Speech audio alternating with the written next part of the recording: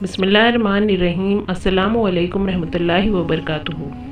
حضرت علی رضی اللہ عنہ فرماتے ہیں کہ تم جب اپنی بہن کے گھر جاؤ تو اپنی بساط کے مطابق کچھ لے جاؤ، کیونکہ تمہاری بہن کا تم پر حق اسے والدین کی وراثت میں ملا ہے، اور انتہائی بد نصیب ہے وہ شخص جس کی بہن ناراض ہو اور اس کے یہاں اس کی بہن کی موت واقع ہو جائے۔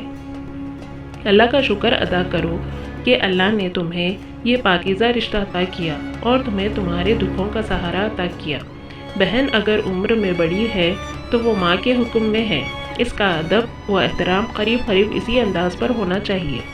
حضرت ابو سعید خدری رضی اللہ عنہ کہتے ہیں کہ رسول اللہ صلی اللہ علیہ وسلم نے فرمایا، جس کے پاس 3 لڑکیاں یا 3 بہنیں یا 2 لڑکیاں یا 2 بہنیں ہوں اور وہ ان کے ساتھ اچھا سلوک کرے اور ان کے حقوق کے سلسلے میں اللہ سے ڈرے تو اس کے لیے جنت ہے۔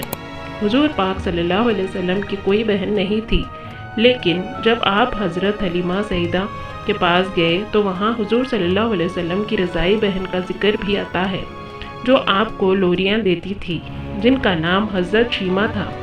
جب غزوات کے سلسلہ شروع ہوا تو جس قبیلے میں سیدہ شیمہ کی شادی ہوئی تھی، اس قبیلے کے ساتھ مسلمانوں کا ٹکراؤ آ گیا۔ اللہ تعالیٰ نے مسلمانوں کو فتح عطا کر دی۔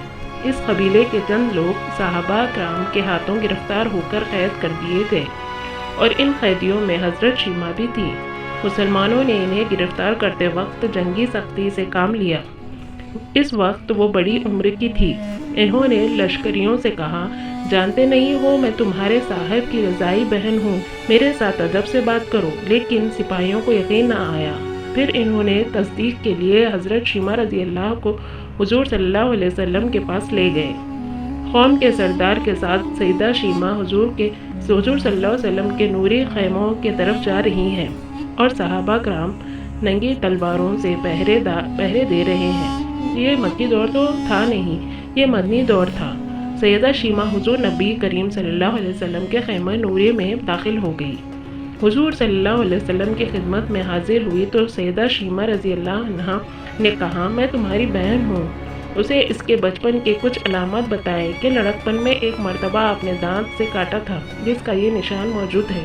آپ صلی اللہ علیہ وسلم نے انہیں پہچان لیا اور دیکھ کر فرط محبت سے آپ صلی اللہ علیہ وسلم کی آنکھوں میں آنسو بھر آئے۔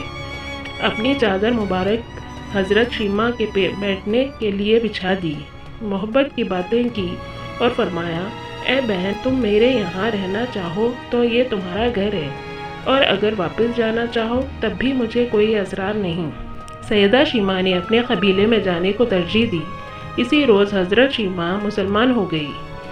حضرت صلی اللہ علیہ وسلم نے انہیں چلتے وقت ان کے کچھ اونٹ اور بکریاں، 3 غلام اور 1 باندی عطا فرمائی۔ نبی کریم صلی اللہ علیہ وسلم نے ان کے قیدیوں کو چھوڑنے کا اعلان کیا اور اسے تحفہ بھی دیا، کیونکہ بھائیوں کے دروازے پر جب بہنیں آتی ہیں تو بھائی خالی ہاتھ بہنوں کو نہیں موڑا کرتے۔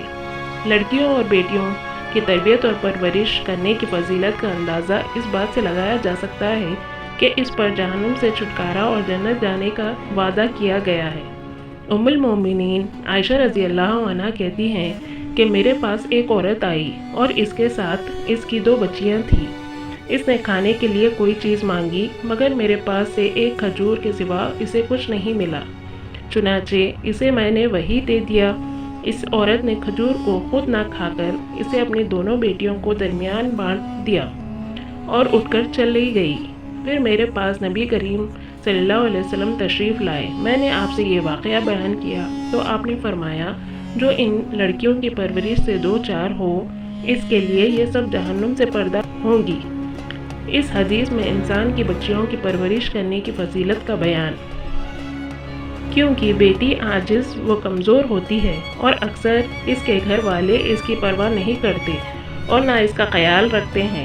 اسی لیے نبی صلی اللہ علیہ وسلم نے فرمایا، جس نے 2 لڑکیوں کی پرورش و تربیت کی یہاں تک کہ وہ بالغ ہو گئے تو وہ روز قیامت اس حال میں آئیں گے، میں اور وہ ان 2 انگلیوں کی طرح ہوں گے۔ آپ صلی اللہ علیہ وسلم نے اپنی دونوں انگلیاں یعنی شہادت اور درمیانی انگلی کو ملا کر دکھایا۔ اس کا مفہوم یہ ہے کہ وہ جنت میں رسول اللہ صلی اللہ علیہ وسلم کا ساتھی ہوگا اگر اس نے 2 لڑکیاں یعنی 2 بیٹیوں یا بہنوں وغیرہ کی پرورش کی ہوگی، انشاءاللہ تعالی۔